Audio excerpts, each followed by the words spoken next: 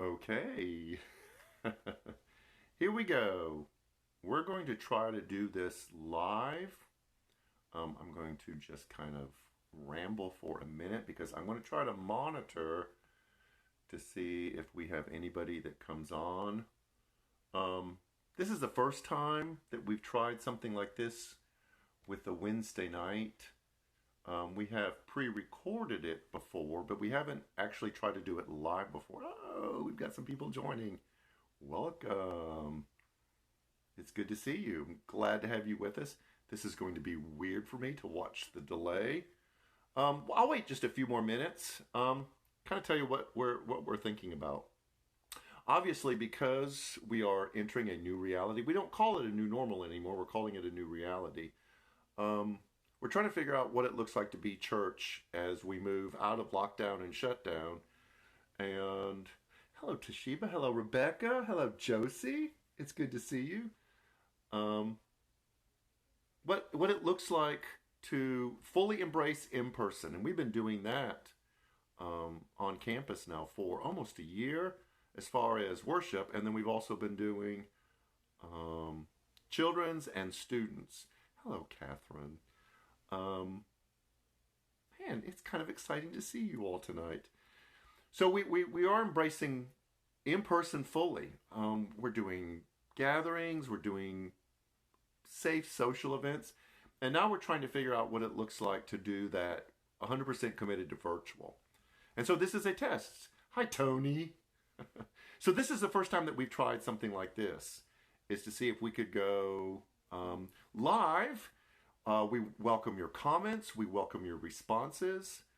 Anything that you want to add as far as the topic for tonight. Jan Dunn, how are you, lady?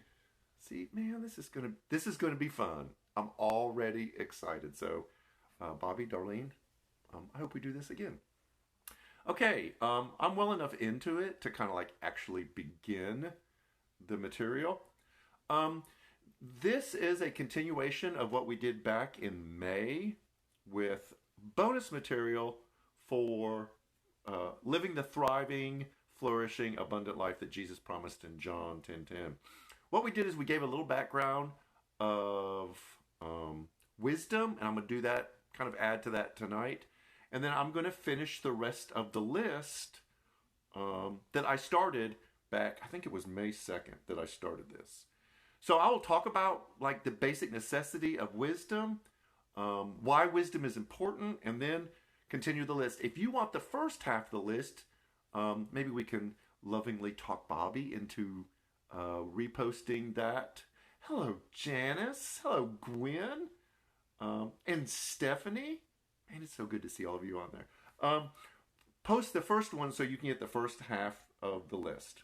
So let me start off with a couple of questions, and I'll give you a chance. If you want to respond, I'm monitoring your comments. I'm watching you respond. We're going to keep this at about 30 minutes, and then we'll wrap it up, and then that'll be it for the night. I'm already excited about this gathering. So 2 questions to start it off. The first one is, what are you doing to grow your inner self? If you know me, I'm all about the inner life because I think that's where we grow our spiritual maturity. What Paul called a well-formed maturity, our ability to live the kind of life that Jesus called the abundant life. So the first question is, what are you doing to grow your inner self? And then the second question is, what are you doing to acquire wisdom to enable you to thrive? We talked about personal thriving and flourishing in May. We had an absolutely awesome worship service this past Sunday. Bree, so good to see you. Tell everyone I said, hey. This past Sunday, you need to rewatch the worship service. I said it in the Tuesday update. It would be a great thing for you to listen to at work, to run to clean the house to walk to. But it's an opportunity to create a great 45, 50 minutes of worship, and for the people around you to hear great worship. It'll be awesome. So we have that service, and then in June we're going to be, what does it look like to gather as a community and thrive? And so we went from the personal life of thriving to a community of thriving. So thriving isn't about trying harder. It's not about gritting it out. There should be this flow to this flourishing, abundant life. And it comes from establishing patterns of acquiring wisdom. The acquiring of, I don't even know how to pronounce your name, Miss Spence. Thank you for joining us. If you have any comments or questions, please feel free to post them. Every religious tradition talks about acquiring wisdom as the highest form of expression of practicing that faith. In fact, in the Old Testament, I just learned this today because I listened to a podcast on wisdom for tonight, said that there are Old Testament kings mentioned who aren't Israelite or Judah kings who were known for their wisdom, and they were seen as righteous even though they didn't know Yahweh, because of their ability to practice wisdom in their life. That is the importance of wisdom and acquiring wisdom. There's something honorable. And wisdom is one of those weird things that we maybe can't define what wisdom is, but we know it when we see it. We are attracted to older people who seem to ooze wisdom, and we know because they've had a life full of experiences and difficulties that they have this body of wisdom that allows them to face life in just a lighter, flourishing, thriving way. Heather, I so miss you. I am so glad to see you. Congratulations on your daughter graduating. That was exciting. I'm going to be just distracted all the time because that's how I roll. I'm just so excited to see you on here, but I will continue with the topic. The difference between wisdom and knowledge is the ability to have information about stuff. I can spout the answers. I can recite the verbiage that says I believe in those kind of things. But wisdom is lived out in your life. It's how you carry yourself. It's how you treat other people. It's values and principles that drive your ability to just be a person in the world. It's seen in thoughtfulness, in kindness, in humility, in being sacrificial. We talk about the fruit of the Spirit. All of those are expressions of a person who has acquired wisdom. And you can see it in their life. Proverbs, which is considered a book on wisdom, talks about, hello, Blake, I've been waiting for you. I knew you'd be on tonight. And I know you're going to the beach, so I hope you have a great time. Proverbs talks about, it's just going to be like that. You're just going to have to deal. Proverbs talks about the opposite of wisdom. And there are several opposites of wisdom. There's foolishness and there's folly. And that is either not caring that there are wiser ways to live and to be. And then there's, I know that there's a better way for me to live. I just don't choose it. And then there's also pride, and we'll talk about that a little bit later. Now, this is a personal thing, and you're just going to have to let me own it. Sometimes you hear people say, well, this is what I'm doing because it's all I know. And what they really mean is, this is all I choose to know. There's a bunch more stuff out there. There are other things that I could learn, wisdom that I could acquire, but I'm just going to live in this tiny little world and be satisfied here. That's considered foolishness or folly. Now, I want to differentiate that from ignorance. Ignorance means I don't know it yet. I've never been exposed to it. It's the life hack stuff that you see on Facebook that says, how old were you when you learned this? And you're like, well, gosh, just yesterday or just today, because I didn't know that before. That's not foolishness or folly, because there's always a time when we didn't know something, and then we learned it. So it's okay to not know something. In fact, it's cool to learn new things. St. Thomas Aquinas called wisdom the father, the head of all virtues. You just see it in how people live out. And then we talked about one of the opposites and roots of wisdom, of not being wise, is pride. And pride says, I already know everything I need to know. I don't need to acquire any more understanding. And we know that what goes before a fall? Pride. So let me read a scripture, and then we're going to do the list of things that are helpful in knowing them. Okay, our scripture is Proverbs 4, verses 1 through 9. If you want to just write down the source and then return to it later, I'm super cool with that. This will be the New Living Translation. It's a translation that we use a lot of the time on Sunday morning. And you can see all of the references to wisdom in this passage. My children, listen when your father corrects you. How many of us like that, right? I just like having, thank you for posting the scripture. I so like having those things that I mess up pointed out. Pay attention and learn good judgment, for I am giving you good guidance. Don't turn away from my instructions, for I too was once my father's son, tenderly loved as my mother's only child. So what, hey, Kathy Davis. So what the writer is saying is, I remember when I was your age, and I remember what I gained. And looking back, if I could talk to my younger self, Tammy Fowler. If I could talk to my younger self, I would say listen more closely to people who want to share wisdom with you. Don't turn your back on wisdom, for she will protect you. I love that wisdom is a female. We all know that we need to listen to those wiser females in our life. Love her and she will guard you. Getting wisdom is the wisest thing you can do, and whatever else you do, develop good judgment. If you prize wisdom, she will make you great. Embrace her and she will honor you. She will place a lovely wreath on your head, which is #winning. Hello, Thisha. #winning, right? The crown of the wreath on your head.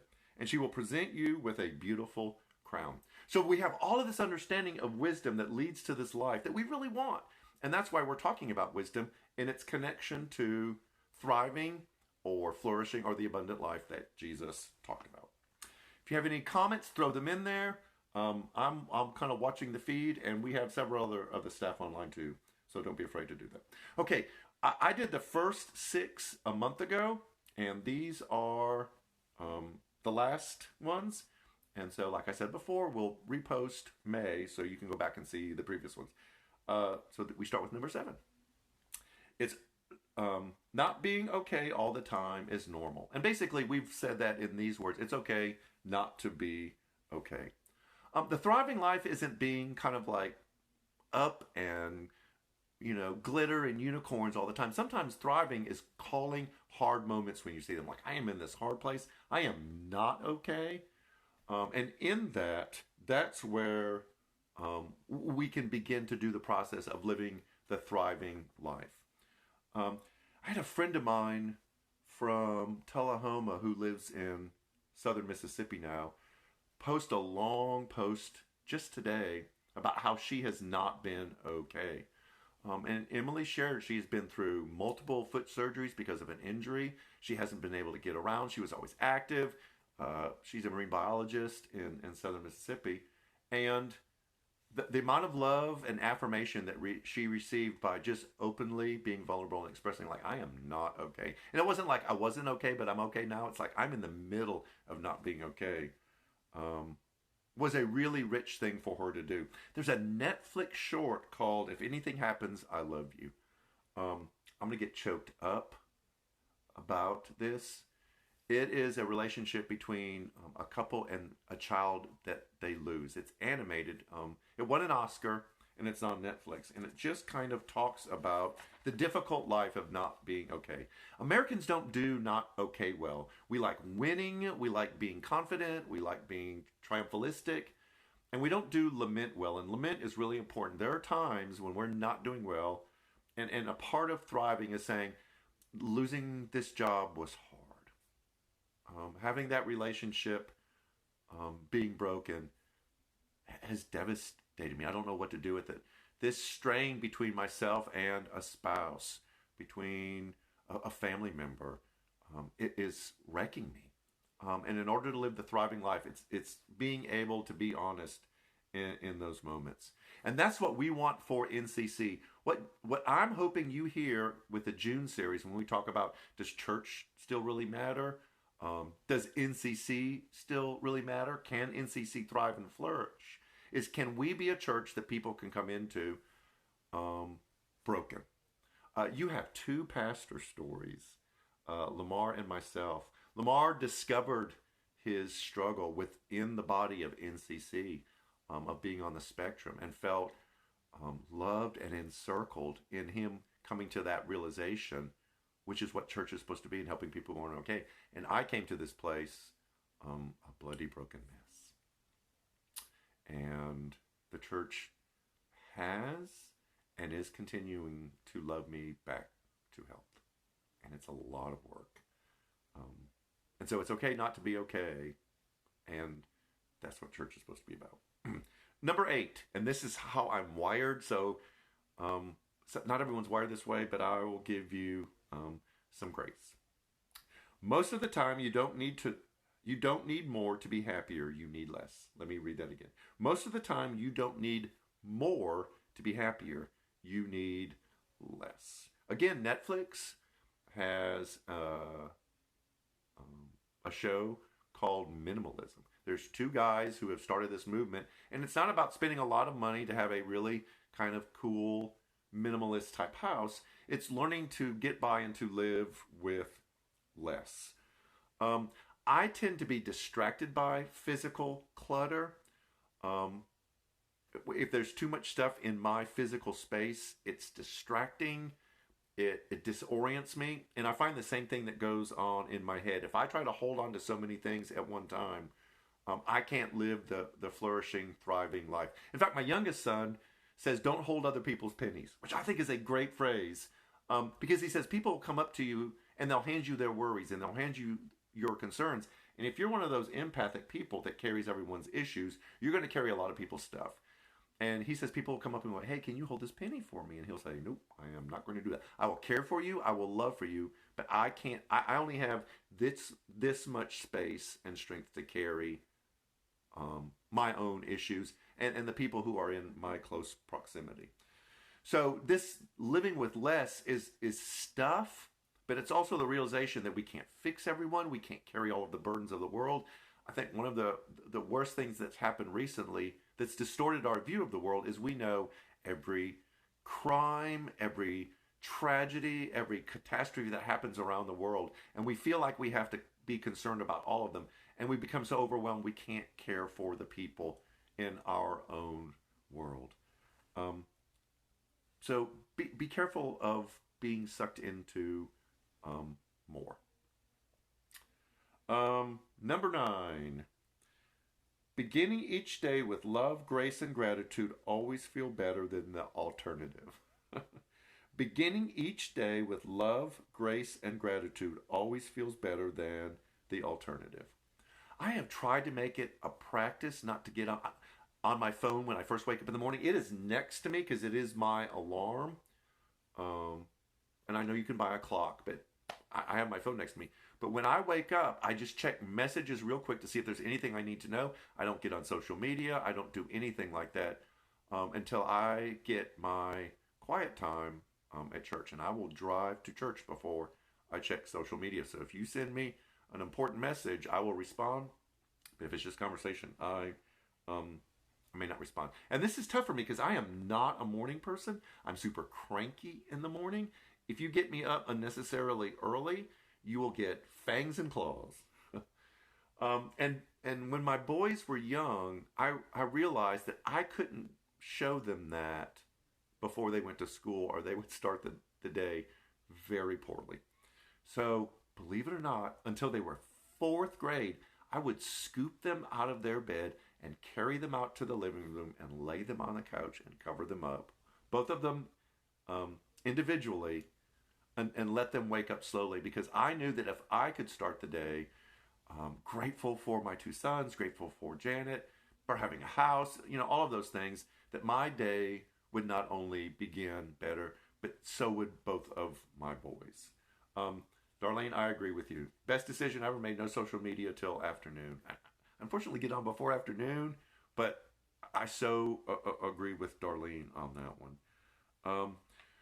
We all know that gratitude is the great equalizer and really leads to a life of thriving and flourishing. Because what social media has done and HGTV has done is to tell you that all the stuff that you have and the life that you build is not good enough. You're not tall enough, pretty enough, tan enough, skinny enough, athletic enough, rich enough. Andy Stanley called it smarter, richer, whatever. And you always will lose the comparison game. There will always be someone who, whatever that thing is that you value that's external, will have it in more abundance than you do. Just to be grateful for what you have yourself. I am thankful. I have a roof over my head. And I have water in the morning when I wake up. And when I get to church, I just have to turn on my coffee pot and coffee magically appears. And then Catherine Brewer comes and drinks some of my coffee. But she's allowed to because I gave her permission. So in the gratitude thing, it's, are you genuinely looking and seeking God in the morning when you wake up? God, I give you this day. I give you my relationships. I give you my problems. I'm going to face this big thing today. I have this hard conversation coming today. I've got to pay this bill and I don't know if I have enough money. I am giving it to you because I know that you are God who cares for me and who is for me. Stephanie, I'm the same way. I try to stay in a place of thanksgiving. If I don't, then I can become entitled all too quickly. Is this one backwards? Is this one backwards? Okay. Number 10, you don't have to live on the default settings. You can customize everything. I really like this piece of wisdom. You don't have to live on the default settings. You can customize everything. The default settings are the way society and culture tells you that you have to live. You have to be like this. You have to get this degree. You have to go to college. You have to get this kind of job. You have to have this kind of house. And what we allow is people to push us into this generic cookie cutter societal expectations of what they expect you to be. And so we end up unhappy and unsatisfied because we're trying to please someone that doesn't even really care about us. When Janet and I lived in Knoxville, we had a family that kind of took us in because we were both far away from both of our parents. And they had a daughter who would babysit for us. And they were the most unassuming, unnamed brand clothes family that I know. We adore them, and we still stay in touch. And they were very simple, and they lived how they chose to live, and everyone thought they were the greatest people ever because they didn't let society dictate that for them. If you want to live a thriving, flourishing life, you get to choose how you're going to live, and then let God guide you in that. Josie, yeah, gratitude first thing in the morning. All the things that I can be grateful for. That if you start the day with that, then everything else will pale in comparison. Number 11. This one's kind of key, and I have to make sure that I explain it well. 11 is sometimes you have to rent your faith. The staff has heard me talk about this before, and I've used this example before. Well, both examples. I'm going to give one and then another. When my sister died, my understanding of God and this structure of my religion that I had built over years just completely crumbled. Now, that doesn't mean God crumbled. It was all of the words and the understandings that I had acquired about God crumbled. And I realized that those were artificial. I had created those to help me explain and understand something that was infinite and beyond my understanding. And so when my sister died, I didn't have words. I didn't have a structured way of relating to God. And I had to lean on other people's faith when I didn't have it. Like, I don't believe this right now, but I know that you do. And I believe that you do. And so I'm going to lean into you. That's what makes church so incredible, is that we want to welcome people who just go like, man, I don't know if there's a God. I've had these things happen to me. I want there to be a God. There's nothing there that says there is one. Nadia Boltz-Weber, who is a pastor that Lamar did a book of called Accidental Saints, said that there are times when she's in a church, she's in a liturgical church, and she recites the creed. There are moments in the creed that she's not sure she's quite as confident about those specific elements in the creed. You know, I believe in God the Father Almighty, maker of heaven and earth. But that person next to her who is saying it with such confidence, that's where she gets her faith from. Victoria, no judgment at all. I feel I'm going to respond to this kind of briefly, Victoria. I ended up in LaGrange because I had lost my job also. And I curled up in a ball, and I was in the fetal position for days. And it was hard. And we didn't know what we were going to do or where God would lead us. And I don't know what that looks like for you, but let me assure you of this. Without being able to promise a certain period of time, You have a God who is for you and wants the best for you. And I ended up here, a better place than where I was. But I had to go through that difficult time to get here.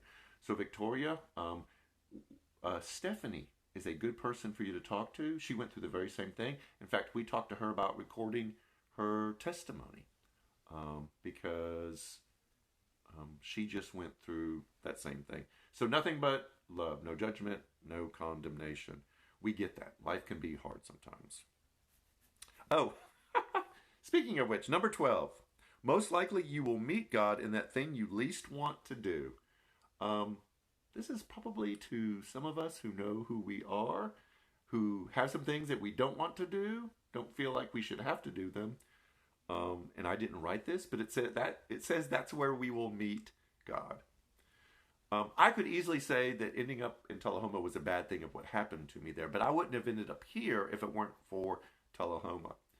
And the previous place that I was in Knoxville, I said I never want to end up in a small town and I never want to be a lead pastor. And I ended up being a lead pastor in a small town. And it's in that struggle that I experienced God the most, in the most full way. And even though it was hard, even though there were moments that I couldn't kind of get my bearings, there was something that God was doing inside of me that was leading to a thriving, flourishing life. What happens is we chase immediate gratification. Like, I want to be happy now. I want comfort. I want security. I want all the things that make me feel okay.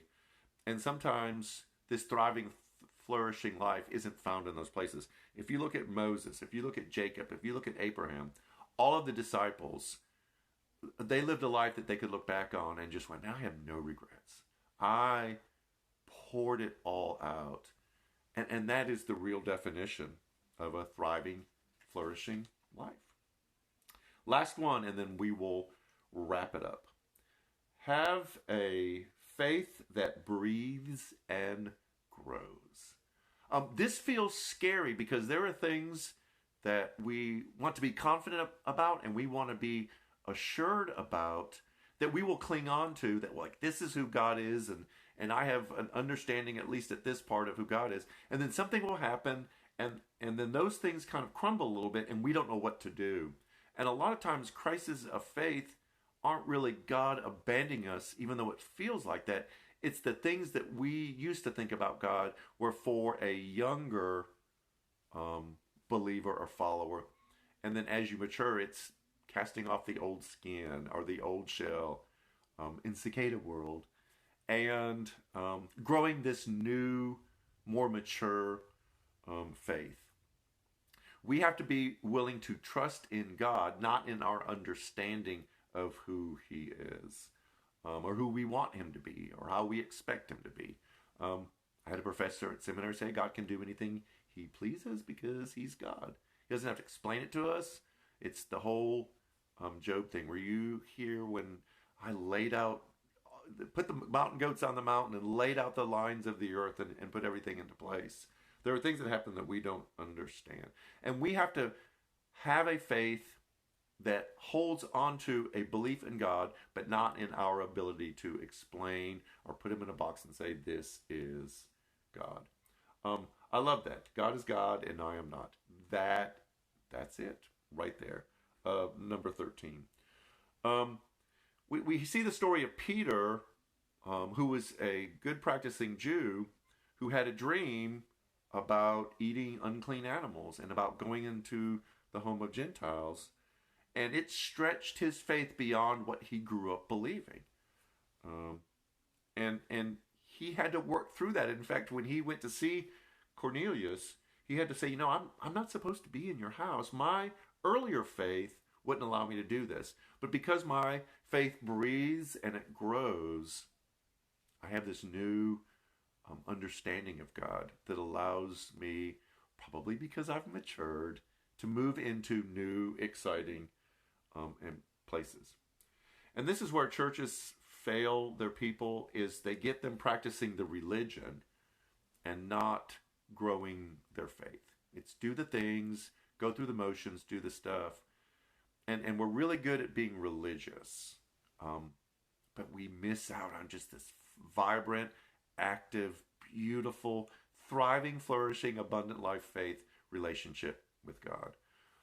Janet and I had to make a commitment to each other, and we've been practicing it even this past weekend, of building a life between the two of us after our boys left the house. Now, that was a long time ago. We became empty nesters. But we get into the habit that we related to each other in the same way because that's what life dictated. You just do the things that you're supposed to do. And now we're trying to say, what does that look like with them not here? And we're having a blast. Don't tell my boys, but we really like each other. And we like being together. And that's what an active, vibrant faith does. And that's what flourishing is to allow your faith to breathe and grow. That is all that I have for tonight. Thank you for posting. I'm assuming that was either Bobby. Well, it was probably Bobby who posted those specific things that I mentioned tonight on there.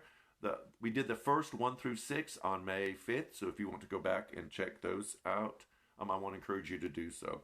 This is not an exhaustive list of wisdom. This is not all the things there are to know. The search for wisdom isn't just getting a bunch of wise sayings and wise things together. The search for wisdom is creating a life continually looking for new pieces of information, new insight, new ways to experience God. One of the things I appreciate about the smaller groups that I'm in is how much I can learn from them too and weave it into messages like I've never heard that before, or I've never seen that before.